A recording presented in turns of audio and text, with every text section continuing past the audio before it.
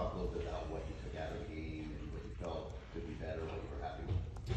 Well, the first thing I kind of, emphasize to the guys is, the mistakes that we made that were critically important to the success of the game. We just kind of left a lot of plays out there. I mean, when you look at it, obviously being able to drive up and down the field versus a really good team, but not finish with touchdowns, I think it's a major deal. And when you talk about, obviously red zone and scoring touchdowns, right, you have to eliminate the mistakes and penalties that happen in the red zone, and a combination of, whether it's penalties and mistakes or MAs, those things can't happen in clutch situations. And so we've got to continue to emphasize the base fundamentals of, we got to get better fundamentally as an offense, and that's just doing the little things right.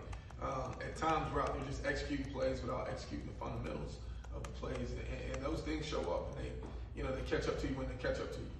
Josh, one of the play sequences that kind of stands out is that set close to the goal line. You guys ran it on 3rd and 6, and then ultimately go for the field goal. Can you kind of walk through the thought process on that set of downs there?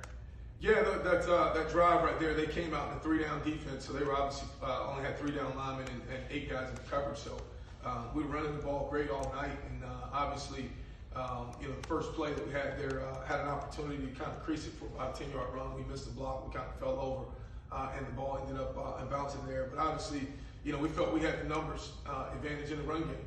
When obviously 3 down linemen, they were in a drop 8 coverage. And then that 3rd down, 3rd and 6, right? 3rd down isn't necessarily always 3rd down because, our thought process always, if you've seen us play throughout the season, is anytime we could be in a 4th and 2 or less scenario, we're in a go for it scenario. So that 3rd down call is somewhat of a 2-down call in our ability, to get a crease a run in a 3-down defense. And, we had an MA on our backside receiver, didn't push crack to go get the safety. The safety fell in the hole, but also we've got to be able to stay on our feet. One of the things that happened on that play a lot of times on Saturday is, we were falling down before contact even happened. And, for us, we got to have a mindset at the running back position. We got to run through arm tackles, we got to run over secondary players, and we got to be physical down in the red zone. It's very hard to throw the ball into 8 people into coverage. And when you're getting 3 down fronts, you've got to be able to take advantage of it in the run game. Tyler played good. Tyler obviously wants to continue to try to play better. And I think the area where you can always assess yourself as a quarterback is how is your ball placement on every route. Where's the ball hitting the receiver? Is it giving them an opportunity to get yards after catch or yards after contact?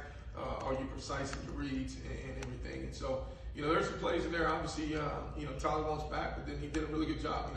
O-line did a good job keeping them clean. Running backs did a good job in the pass protection piece. We just got to get more. We got to get more of our passing game. I thought we moved the ball extremely well in the run game, and we're going to need some guys to step up.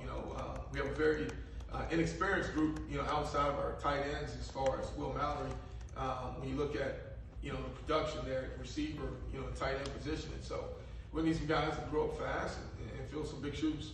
Coach Gattis, is there any thought maybe of, helping Tyler maybe one way is paring down the rotation at receiver and so forth, so you can kind of build some chemistry with guys and maybe timing improve a little bit?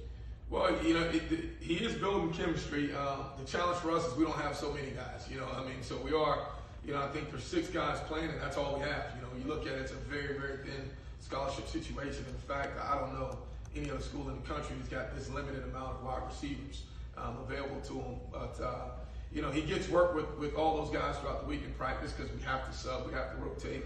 We do a high volume of plays where, receivers are running deep routes, and so those guys got to keep themselves fresh. But we're also looking for someone to step up, and as we talked about, with losing X, that's a big piece of your offense. When you've got the type of player that he is, so productive, so consistent, a kid like that, we need someone else now to step up in that role and in his shoes. And, we got to coach those guys better. I got to continue to push those guys, continue to develop those guys. We got to get the most that we can out of them.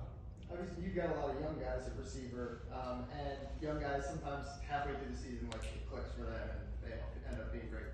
What is it usually that with a young guy in the middle of the season can lead to a jump? Well, it's all confidence, right? It's all confidence. It's got to start in between the ears first and in the head, and you got to believe in your ability. You got to know what you're doing, and you got to be precise in what you're doing, and the knowing what to do and why to do it is one thing, but you got to know how to do it. Most importantly. The correct footwork, the correct foot placement, simple details. And when you're playing on the road, especially, you can't get caught up in the environment. My number one message to the offense was we had to calm the noise.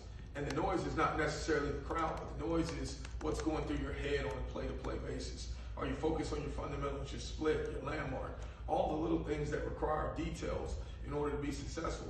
And at times Saturday, we didn't silence that noise in our head. We were kind of, you look at it from a receiver standpoint, we were, whether we were in a wrong split or ran a wrong depth of the route, or we didn't finish the play. We just got to get more. We got to continue to do better. And they're a young group.